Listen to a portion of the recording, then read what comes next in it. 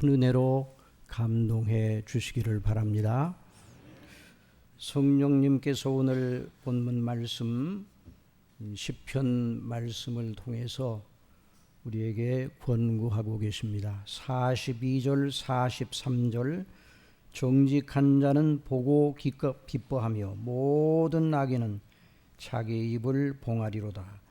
지혜 있는 자들은 이 일에 주의하고 여호와의 인자하심을 깨달으리로다. 이렇게 말씀을 했습니다. 우리가 이 말씀대로 성령께서 우리 마음을 주장하셔서 말씀을 듣고 기뻐하고 하나님의 인자하심, 그 놀라우신 하나님의 사랑을 깊이 더 깨닫게 하시는 이런 은혜를 충만하게 허락해 주시기를 바랍니다. 여기서 정직한 자, 지혜 있는 자 이렇게 말했습니다. 정직한 자와 지혜 있는 자들이라 이 본문에서 말씀을 하고 있는데요. 이 정직한 자와 지혜 있는 자들은 누구를 가리키는가? 인생들 가운데 스스로 분발하여 착하고 정직한 이런 사람들을 가리키는가? 그렇지 않습니다.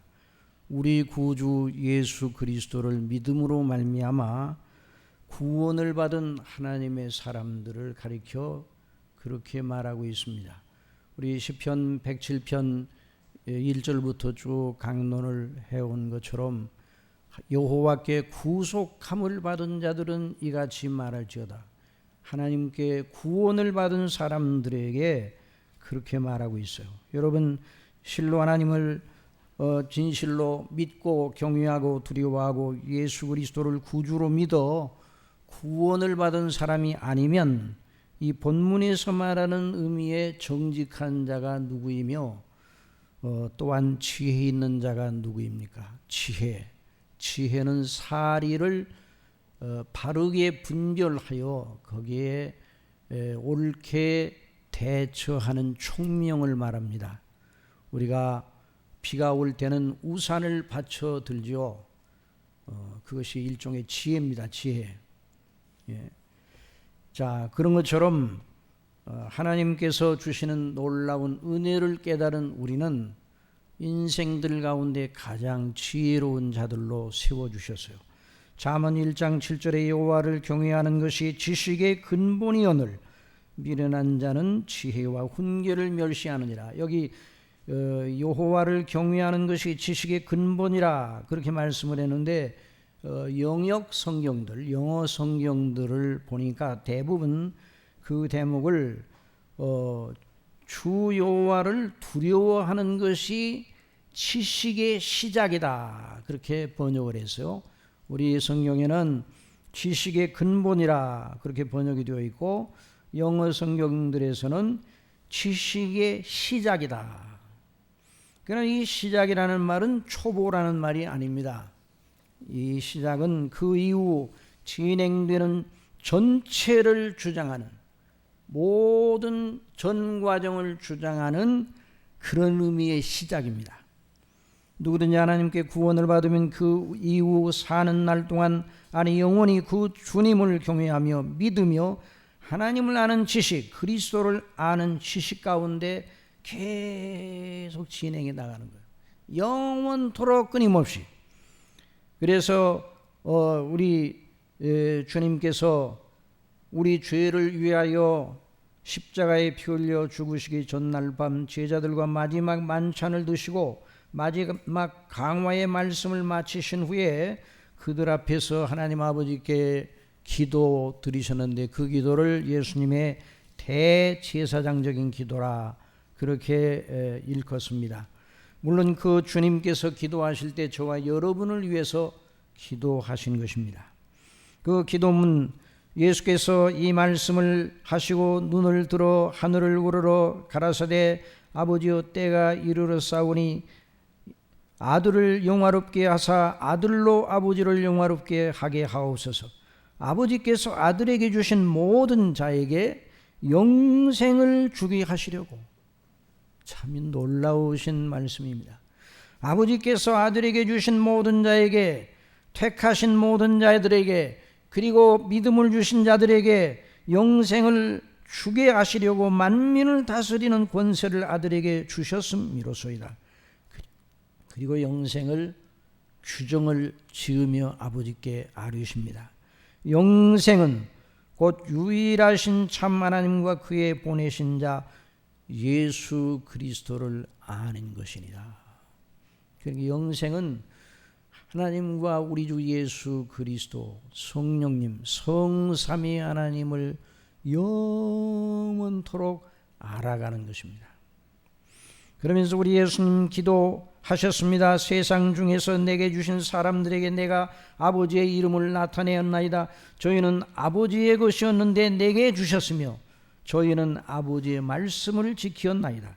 내가 저희를 위하여 비옵나니 내가 비옵는 것은 세상을 위함이 아니요 내게 주신 자들을 위함이니라. 그러니까 이 기도가 모든 인류 전체를 위한 기도가 아니다 그 말입니다. 세상 인류 전체를 위한 기도가 아니라 아버지께서 내게 주신 자들을 위하여 드리는 기도니라. 저희는 아버지의 것이로소이다. 내 것은 다 아버지의 것이요 아버지의 것은 내 것이온데 내가 저희로 말미암아 영광을 받았나이다. 그러면서 또 기도하십니다. 나는 세상에 더 있지 아니하오나 저희는 세상에 있사옵고 나는 아버지께로 가옵나니 거룩하신 아버지여 내게 주신 아버지의 이름으로 저희를 보존하사 우리와 같이 저희도 하나가 되게 하옵소서. 자, 저희를 보존하여 주십시오. 그렇게 기도를 드리고 있어요. 그래서 그 믿음을 견지하는 성도의 그 모든 삶을 붙들어 주십사고 기도 드린 것입니다. 이 기도의 응답으로 저와 여러분을 성령께서 이렇게 주장하시고 붙잡으셔서 믿음이 떨어지지 않게 하시는 겁니다. 그래서 신학적으로 이것을 성도의 견인이라 그렇게 말합니다. 한번 해봅시다. 성도의 견인. 이 견인이라는 말은 끝까지 놓지 않고 믿음을 붙들고 아버지의 목적하신 때까지, 아버지의 영원한 집에 깰 때까지 계속 지상생에서 믿음을 버리지 않도록 붙잡아 주신다는 말입니다. 성경은 실로 하나님의 살아있는 말씀으로 믿음으로 구원받은 이들의 마음과 생각을 대번에 하나님께 올리게 합니다. 우리가 하나님의 말씀인 성경 어느 대목을 읽더라도 어느 부분을 펴서 읽더라도 그 대목이 바로 우리의 마음을 하나님께로 즉시 향하게 하는 것입니다. 어느 성경 대목이든지 하나님과 예수 그리스도로 즉시 나아가도록 그렇게 놀랍게 역사하는 것입니다. 그래서 디모데후서 3장 15절에 또 내가 어려서부터 성경을 알았나니 성경은 능히 너로 하여금 그리스도 예수 안에는 믿음으로 말미암아 구원에 이르는 지혜가 있게 하느니라. 모든 성경은 하나님의 감동으로 된 것으로 교훈과 책망과 바르게 함과 의로 교육하기에 유익하니 이는 하나님의 사람으로 온전케 하며 모든 선한 일을 행하기에 온전케 하려 함이니라. 그래서 하나님의 친백성들 말씀과 기도 속에서 참된 정직, 참된 지혜의 길이 무엇인지를 늘 찾아 그 길로 행하기를 기뻐하는 것입니다. 성령께서 저와 여러분을 그렇게 인도를 하시는 것입니다. 그래서 어려운 상황 속에서도 결국 성도의 궁극적인 마음의 정서는 어떠한 것인가? 기뻐하라. 무엇이라고요? 성도의 정서에 항상 견지해야 할 것이 기쁨입니다. 그 기쁨을 우리 마음속에 가지지 못하면 마음이 사나워져요. 범사에 또한 깨달음의 은혜를 성령님께서 주시는 것입니다. 그러니까 스스로 깨달은 것이 아니라 철학자들은 스스로 생각을 하고 또 하고 또 하고 깊이 사고를 한 다음에 어떤 깨달음을 가지고 교훈을 만들어냅니다. 그러나 성도들은 그런 의미의 깨달음은 아니에요. 여기서 말하는 깨달음은 하나님의 말씀에 비추어 깨닫는 깨달음입니다. 하나님의 말씀, 성령의 감동하심을 따라 기록된 성경 말씀을 배우고 확신하고 있는데 그 확신이 더 깊어지는 것을 말하는 거죠. 그래서 오늘 본문에서도 여호와의 인자하심을 깨달으라 말씀을 했어요. 참 그러니 저와 여러분이 어떤 사람이었는데 이런 사람이 되도록 하셨습니다. 또 앞으로 우리가 어떠한 사람이 될 것입니까? 정말 하나님의 위대하심과 저와 여러분의 행복을 아무리 크게 확대하여 말한다 할지라도 지나치지 않습니다. 본래 죄와 허물로 죽어 본질상 다른 이들과 같이 하나님의 진노의 자녀였었는데 에베소서 2장 4절에 있는 것처럼 긍휼에 풍성하신 하나님이 우리를 사랑하신 그 큰 사랑을 인하여 허물로 죽은 우리를 그리스도와 함께 살리셨고 너희가 은혜로 구원을 얻은 것이라. 또 함께 일으키사 그리스도 예수 안에서 함께 하늘에 앉히시니 이는 그리스도 예수 안에서 우리에게 자비하심으로써 그 은혜의 지극히 풍성함을 오는 여러 세대에 나타내려 하심이니라. 너희가 그 은혜를 인하여 믿음으로 말미암아 구원을 얻었나니 이것이 너희에게서 난 것이 아니오 하나님의 선물이라. 그래서 하나님의 은혜의 선물이라. 행위에서 난 것이 아니니 우리 자신에게서 난 것이 아니에요. 오로지 그리스도 안에 있는 은혜로 말미암은 것이라는 말입니다. 이는 누구든지 자랑치 못하게 함이니라. 그리고 너무나 놀랍게 우리는 그의 만드신 바라. 여기 만드신 바라는 말은 새롭게 지으심을 받았다고 말입니다. 그러니까 처음 세상을 하나님께서 창조하실 때에 아담과 하와를 지으셨죠. 그 지으신 그것도 그 속에 포함되어 있긴 하지만 더 나아가서 그리스도 예수님 안에서 새롭게 지으셨어요. 그리스도 예수 안에 있는 자에게는 새로운 피조물이라는 것처럼. 그러니까 하나님께서 이렇게 우리를 놀랍게 높이셨어요. 그런데 왜 그랬는가? 그 목적이 무엇인가? 이제 그리스도 예수 안에서 선한 일을 위하여 지으심을 받은 자라. 선한 일, 이 선한 일은 단순하게 사람들 사이에서 선한 일이 아니에요. 사람들이 생각하는 차원에서 착하고 좋은 일이 아니라 여기서 말하는 선한 일은 하나님의 영원한 목적을 말하는 거예요. 영원한 목적, 하나님의 나라의 영원한 목적, 그리고 그 나라의 백성으로 저와 여러분을 영화롭게 해서 영원토록 거하게 하시는 그 하나님의 영원한 목적, 그걸 선한 일이라 그렇게 말씀을 하고 있어요. 그래서 그 선한 일을 위하여 지으심을 받은 자니 이 일은 하나님의 전에 예비하사 창세전부터 예비하사 우리로 그 가운데서 행하게 하려 하심이라.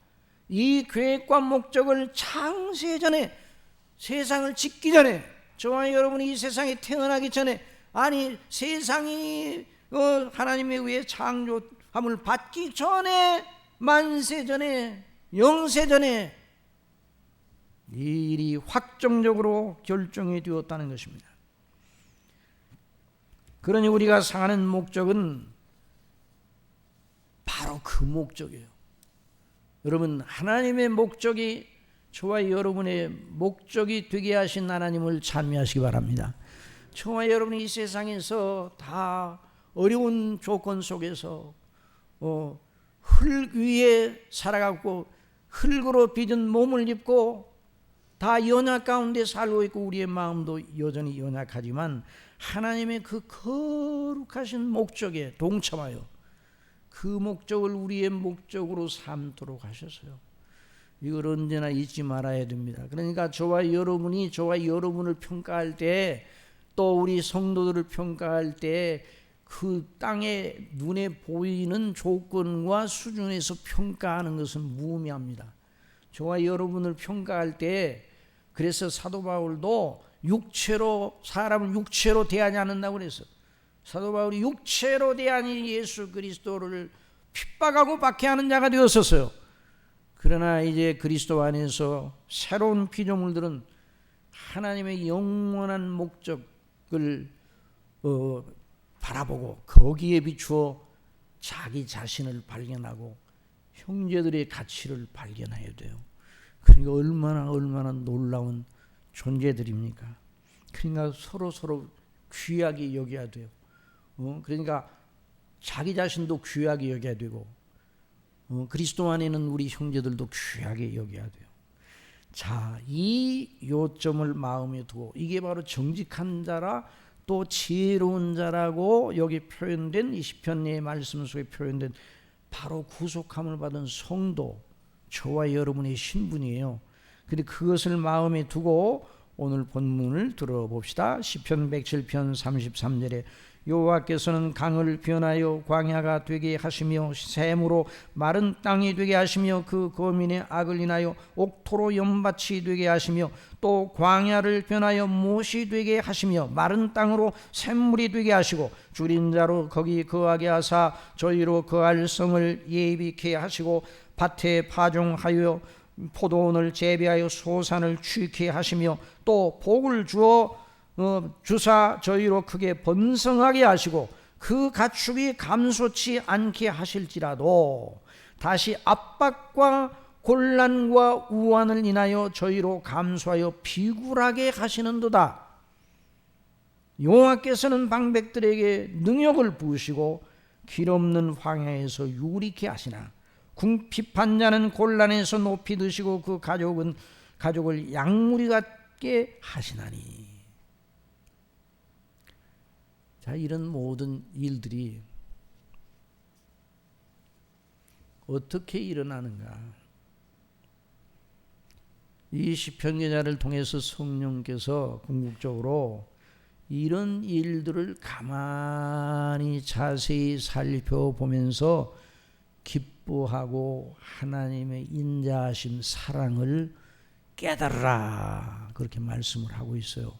그리고 어떻게 그렇게 깨닫는가? 그 어렵고 그 변화무쌍한 이 세상에 살면서 어떻게 그것을 깨달을 수가 있는가? 첫째, 그 모든 일들은 우연하게 일어나는 일들이 아니라 하나님 우리 아버지께서 행하시는 일들입니다. 33절에 있는 말씀 다 같이 읽겠습니다. 시작. 여호와께서는 강을 변하여 광야가 되게 하시며 샘으로 마른 땅이 되게 하시며. 대주어가, 이 본문의 대주어가 여호와께서는 그냥 우연하게 일어나는 것이 아니에요. 여호와 그 하나님께서, 우리 아버지께서 모든 것을 다스려 그 목적을 이루시기 위해서 역사를 섭리해 나가시는데 그와 같은 일들이 일어나게 하신단 말이에요.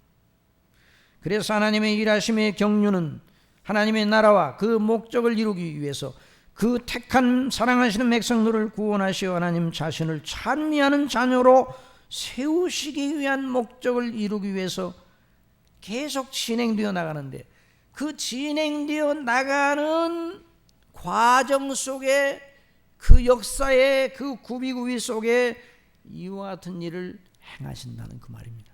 그러니까 그 일 자체를 보면 어떻게 깨달아요?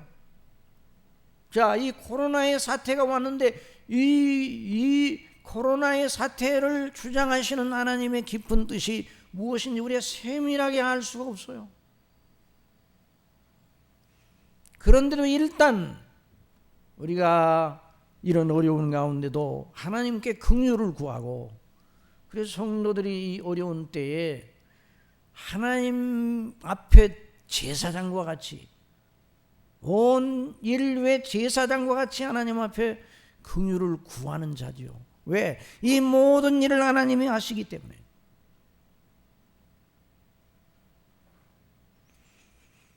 그래서 하나님께서 믿음의 사람들을 세우시되 믿음의 사람들은 그 하나님의 목적에 따라 어떤 경우에도 어떤 어려운 속에서도 하나님이 행하신다, 이것을 항상 마음속에 붙잡고 있으라는 거예요. 거기서 깨달음의 빛이 열리게 되는 겁니다. 로마서 8장 28절에 우리가 알거니와 하나님을 사랑하는 자 곧 그 뜻대로 부르심을 입은 자들에게는 모든 것이 합력하여 선, 아까 말씀드린 것처럼 하나님의 목적에 따른 복된 영광의 그 선을 이루느니라. 선의 본질은 무엇인가요? 하나님이 미리 아신 자들로 또한 그 아들의 영상을 본받게 하기 위하여 미리 정하셨으니 이는 그로 많은 형제 중에서 맏아들이 되게 하려 하심이라. 또 미리 정하신 그들을 또한 부르시고 부르신 그들을 또한 의롭다 하시고 의롭다 하신 그들을 또한 영화롭게 하셨느니라. 그래서 시편 기자는 이 모든 일을 살피는 성도들에게 궁극적으로 정직한 자는 보고 기뻐하며 모든 악인은 자기 입을 봉하리로다. 지혜 있는 자들은 이 일에 주의하고 여호와의 인자하심을 깨달으리로다. 이렇게 말씀을 했어요. 어찌 보면 믿는 우리 눈에도 일어나는 일들이 이해되지 못할 때가 많습니다. 하나님께서 사랑하시고 전지전능하시고 늘 우리를 아끼신다면서 왜 이렇게 이 세상이 악하게 진행되는 것 같고 악인들이 세력을 잡고 말도 안 되는 일을 계획하고 실행하도록 내버려 두시는가? 또 세상에 어떤 사람들은 너희가 말하는 대로 하나님이 살아계시면 어째서 이런 세상이 이 모양이야?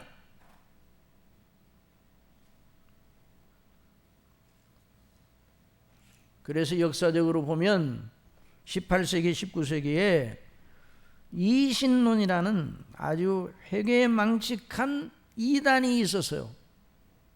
자연신론이라고도 하는데 하나님은 창조만 하시고 나머지 우주와 자연과 인생이 시작되도록 돌려놓으신 다음에 그 다음에는 간섭을 안 하신다. 그래서 인생 중에서 일어나는 일들 다 인생 스스로 하도록 내버려두고 우주는 우주대로 돌아가게 내버려두고 자연은 자연대로 돌아가게 내버려두었다. 그 하나님 그 신은 창조주시는 전혀 자기 피조물과 관계하지 않는다 하는 이런 이단이 있었어요. 왜냐하면 진행되는 상황 자체를 보면 그 일어난 일들을 보면 하나님이 안 계시는 것 같아요. 히틀러가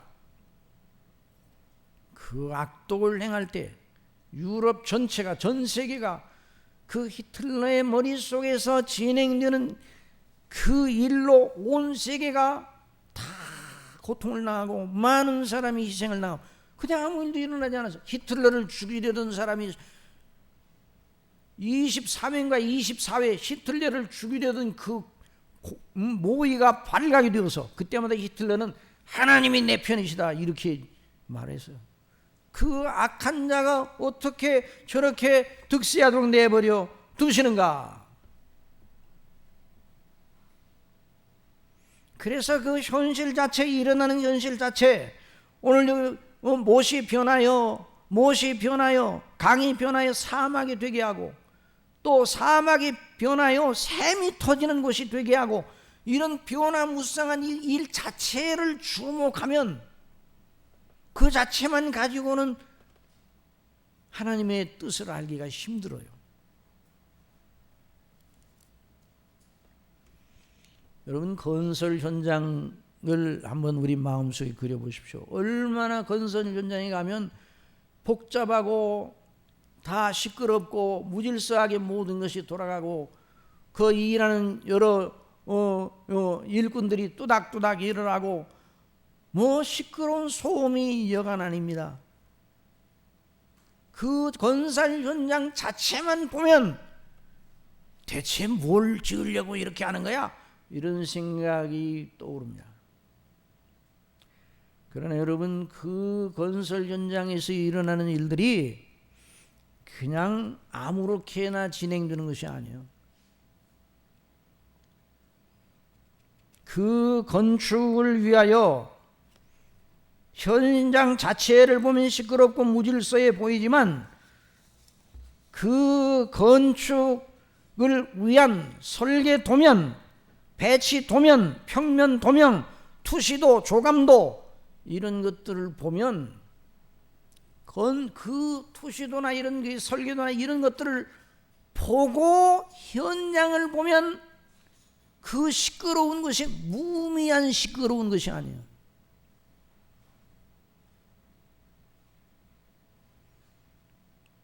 바로 지혜의 길이 여기에 있는 거예요.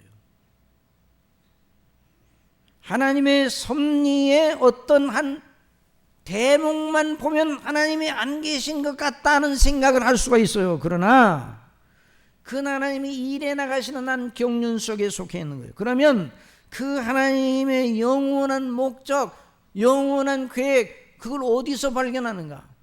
그걸 어디서 발견합니까? 한번 따라해봅시다. 기록된 말씀인 성경에서, 성경에 그것이 있어요. 성경에 하나님의 목적의 청사진이 있어요.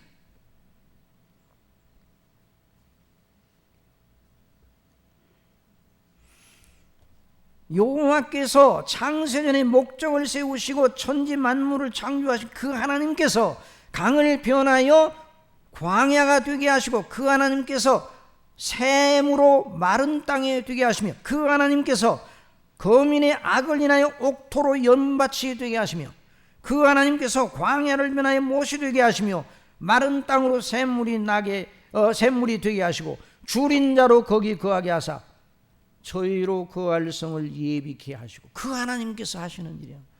천지를 지으신 그 하나님, 목적을 가지신 저와 여러분의 구원의 주 하나님께서, 그래서 우리가 하나님의 말씀을 언제나 듣고 묵상하고 공부하는 것입니다. 그 모든 역사가 하나님의 손안에 있습니다. 물론 이 세상에 하나님을 믿지 아니하는 사람들은 그런 모든 일들이 우연하게 일어난다고 생각해요. 우발적으로. 여러분, 우리 사는 이 시대 속에서 겪는 이런 어려운 형국, 이런 것들이 우리 시대에만 있었던 건 아니고 우리 시대 이전의 시대에는 우리가 당하는 것에 몇 수십 배 더 어려운 곤경의 때도 있었어요. 14, 15세기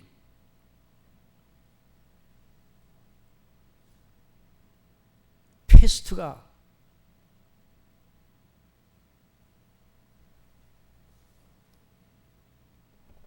그 무서운 전염병이 일어나 유럽 인구의 3분의 1이 죽었습니다. 그리고 뭐 각종 여러 가지 말로 할 수 없는 여러 가지 그 고통 일들이 많아서 전쟁, 뭐 전염병, 또 여러 가지 지진, 화산 폭발, 또 여러 가지 기근, 말로 할 수 없는 그런 것들이 너무나 많았어요. 그런데 그런 모든 것들이 그냥 아무렇게나 일어난 것이 아니라 하나님의 목적을 가지고 진행해 나가신 거예요.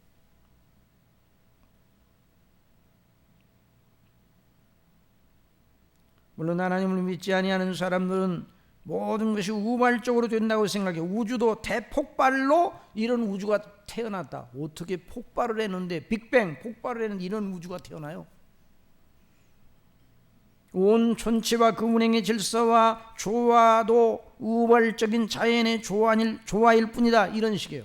그래서 물리학자로, 전체 물리학자로 유명하고 천재였다고 하는 스티븐 호킹스라는 사람은 우주는 너무나 정밀하고 질서정연하여, 그러니까 그 다음에 뭐가 나와야 돼요? 그러니 조물주가 계시다, 이렇게 말해야 돼요.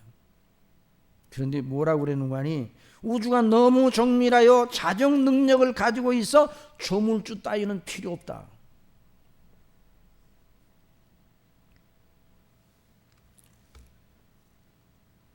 그러나 세상의 사람들이 뭐라고 하든지 우리는 모든 일이 우리를 지으시고 우리를 구원하신 하나님의 손에 있다는 것을 알고 있습니다. 그래서 광야를 변하여 못이 되게 하시며 마른 땅으로 샘물이 되게 하시고 줄인 자로 거기 거하게 하사 저희로 거할 성에 예비케 하시고 또 밭에 파종하며 포도원을 재배하며 소산을 취케 하시며 또 복을 주사 저희로 크게 번성하게 하시고 그 가축이 감소치 않게 하실지라도, 이런 때는 이제 사람들이 번성하고 아주 풍요롭고, 그러니까 이런 세월이 정말 좋다, 이런 것이 앞으로 계속 되리라 생각을 하죠.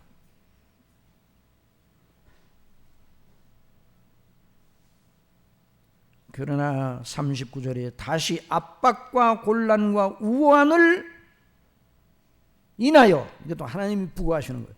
저희로 감수하여 비굴하게 하시는도다.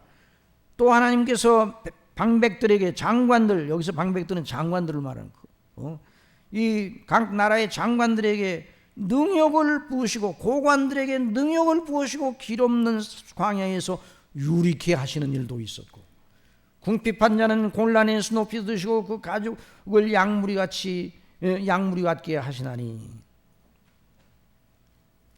자, 이런 놀라운 그 하나님의 행사를 보면서, 말씀과 그 행사를 비추어 보면서 믿는 사람들은 하나님이 정말 역사의 주인이시고 역사의 고삐를 붙잡고 나가고 계시다. 그래서 그런 현상을 보면서 믿는 사람들은 두 번째로 뭘 깨닫게 되는가? 하나님이 모든 걸 다 주장하신다. 두 번째 뭘 깨닫는가? 세상이 우리의 영원한 거처가 아니다 하는 걸 깨닫게 됩니다. 너무나 뭐 이 깨달음이 누구나 깨달은 깨달음 아니에요?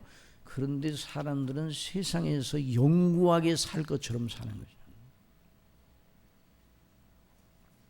그래서 믿음 있는 사람들, 히브리서 11장에서 믿음의 사람들의 특성을 이렇게 말합니다. 13절에서 히브리서 11장 13절, 이 사람들은 다 믿음을 따라 죽었으며 약속을 받지 못하였으되 그것들을 멀리서 보고 환영하며 또 땅에서는 외국인과 나그네로라 증거하였으니.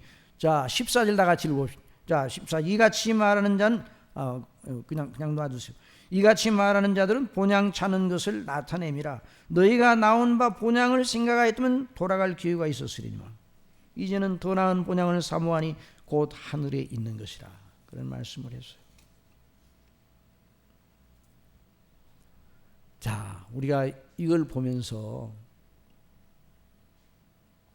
하나님의 사랑을, 인자하심을 깨달으라고 그랬는데, 참 이 성경에 보면요, 하나님의 어쩌면 하나님의 두 얼굴이 성경에 계시되어 있어요. 한 얼굴은 하나님은 너무나도 거룩하고 의로우시고 완전하셔서 작은 불이, 아주 미세한 불완전한 것도 참아내지 못하시는 거죠.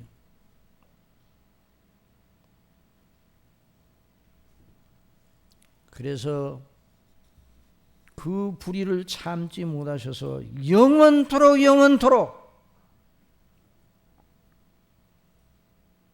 분노하시는 하나님, 그런 얼굴이에요.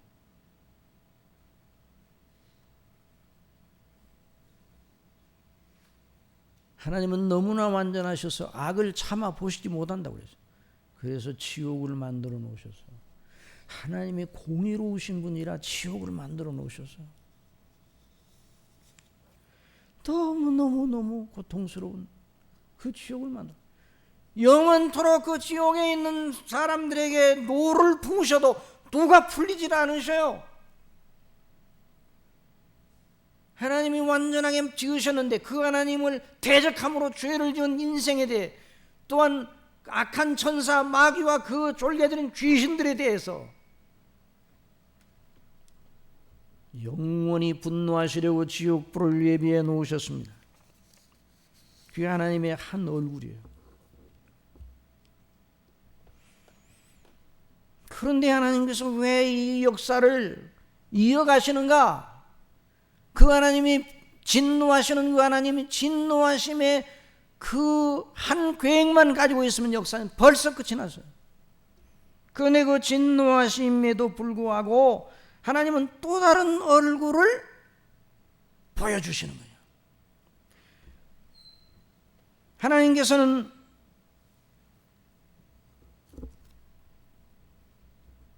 너무나 사랑하셔서, 너무 사랑이 많으셔서 죄밖에 없는 인생을, 죄밖에 없는 사람을 하나도 죄를 짓지 않은 사람처럼 대우하셔요.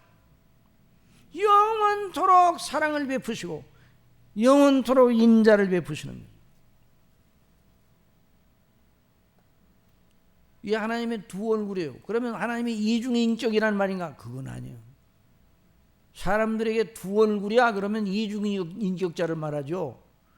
우리 각자는 다 죄성을 가지고 있어서 어떤 때는 천사와 같다가도 어떤 때는 그렇지 않은 정반대의 얼굴을 내세우죠. 우리는 그런 건 우리 이중인격, 우리는 그러니까 이게 일관성이 없어요. 그러나 하나님은 일관성이 있으신 분이에요. 근데 일관성이 있으신 그분이 어떻게 진노하시다가 그렇게 사랑하실 수 있는가? 그 하나님은 이중인격자가 아니에요. 하나님은 완전한 공의의 하나님이십니다. 그러시면서 완전한 사랑의 하나님이십니다. 그런데 어떻게 죄 하나도 용납하지 않으게 하시면서 어떻게 죄밖에 없는 사람을 완전한 의인처럼 대우하시냔 말이죠. 그래서 이제 구약의 서신서들이나 지금 우리 목사님을 통해서 이제 그 출애굽기 또 이사야를 지금 계속 우리가 말씀을 듣고 있잖아요. 그 대목을 쭉 들으면서 분노하시는 하나님의 얼굴이 계속 나타나요. 대목은. 그런데 바로 그 다음 문단에서는 사랑이 넘치는 너무너무 인자가 넘치는 하나님으로 또 그 말씀이 나옵니다. 그러니까 성경을 일반 문학작품처럼 읽으면 안 되는 이유가 그래요. 그래 자유주의 신학자들은 이사야서를 읽다가 아니 이게 뭐야, 이사야서를 두 사람이 썼는가 보다, 한 저자가 썼으면 일관성 있게 진노하시는 하나님이다 그러면 계속 진노가 나가야 되는데 진노하시다가 사랑하신다, 또 사랑하시다가 또 진노하신다, 이게 도대체 뭐야? 그래서 이 두 사람이 이사야서를 썼는가 보다. 제1이사야, 제2이사야. 39장까지 진노하시는 하나님, 40장 이후부터 66장까지는 사랑하시는 하나님으로 말하니까 이사야서를 두 사람이 썼다 이런 식으로 이해를 했어요. 그러나 그건 아니에요.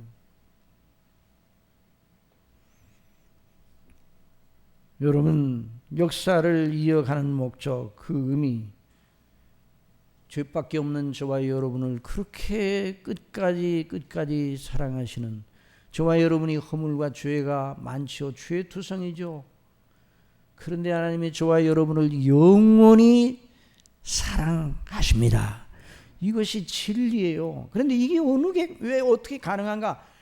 하나님은 그 일을 하고도 정당하신가? 정당하시게 해 놓으셨어요. 예수님께. 그래서 우리가 예수님을 주목해야 되는 거예요. 그리스도의 이 대속의 은혜가 그렇게 귀한 거예요. 예수님께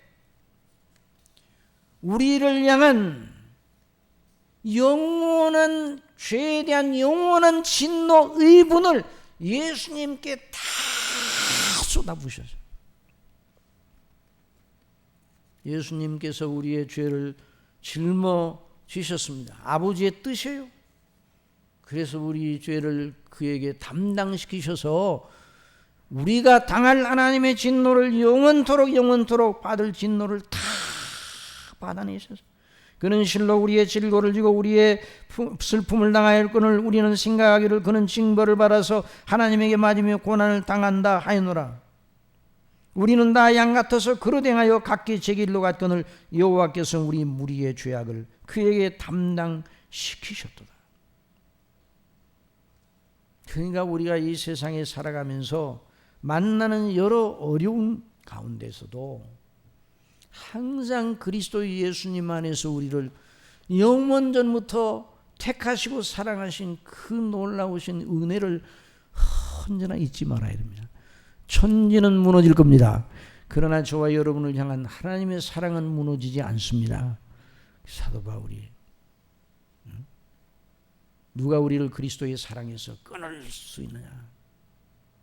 사망이나 생명이나 천사들이나 현재일이나 장래일이나 그 어떤 피조물이라도 우리를 그리스도 예수 안에 있는 하나님의 사랑에서 끊을 수 없다고 그랬어요. 그러니까 이 그리스도를, 그러니까 인자함을 깨달으라, 하나님의 인자하심을 깨달으라는 말이 그 말이에요. 현실 속에서 여전히 하나님이 통치하시니까. 그래서 악인이 득세하는 것 같지만 악인들이 장구하지 못하게 또 하나님이 역사하시는 거예요. 그래서 어떤 경우에 있든지 주님을 바라보고 그리스도 안에서 베푸신 하나님의 사랑을 붙잡고 있는 사람은 모든 걸 이겨나갈 수가 있습니다. 유튜브 구독자 중에 한 분이 저한테 댓글을 보냈어요. 먼 바다 배 위에서 고립되어 원양 어선을 아마 타시고 일하시는 분인가 봐요. 그분이 이렇게 보내왔습니다. 노마스 강해를 통하여 베풀어 주신 하나님의 은혜와 진리를 알아가고 있습니다. 해상이라는 고립된 광야에서, 이 대목이 거기에 광야가 아니라 바닷가 가운데 광야라고 표현을 했어요. 영적으로 그렇잖아요. 해상이라는 고립된 광야에서 말씀을 선포하는 것을 들을 수 있는 것 자체가 감사할 제목 중 하나입니다. 새롭게 시작하시는 구원의 단계를 통하여 이제 새로운 그 시리즈를 동영상을 내는데, 그러니까 통하여 새 힘을 얻게 되기를 희망합니다. 그 바다에 아무리 배가 넓어도 얼마나 답답하겠어요. 그런데 그는, 여러분, 인생 스토리는 이제 말씀을 정돈합니다. 인생 스토리는 결론이 둘밖에 나질 않습니다. 그러니까 그 사람이 어떤 스토리의 인생을 살더라도 종착지는 두 곳밖에 없어요.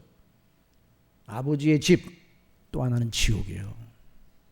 그런데 이 사람은 광야와 같은 그 해상 배 안에서 생활을 하더라도 아버지의 집으로 통하는 그 놀라운 생명에 이르는 좁은 문, 그 길로 그 마음의 행로를 이어가고 있는 사람이에요. 저와 여러분도 어떤 경우에도 주님을 붙들고 하나님의 놀라우신 은혜, 그리스도 예수님 안에서 받은 구원의 은혜를 늘 찬미하면서 기뻐하며, 또한 지혜로운 자로서 하나님 아버지의 그 크신 사랑과 인자하심을 깨달으며 성령님의 인도하심을 따라서 늘 이겨나가는 그런 은혜를 베풀어 주시기를 바랍니다. 기도하겠습니다. 아버지 하나님, 저희들을 진노의 자식에서 영원한 사랑의 대상으로 영원전부터 택하시고 그리스도 예수님의 구속의 피로 사시고 성령님으로 인치사 영원한 아버지의 자녀로 삼으시고 저희를 보실 때 기쁨을 이기지 못하신다 말씀해 주신 대로 날마다 저희들을 사랑하시고 동행하시는 이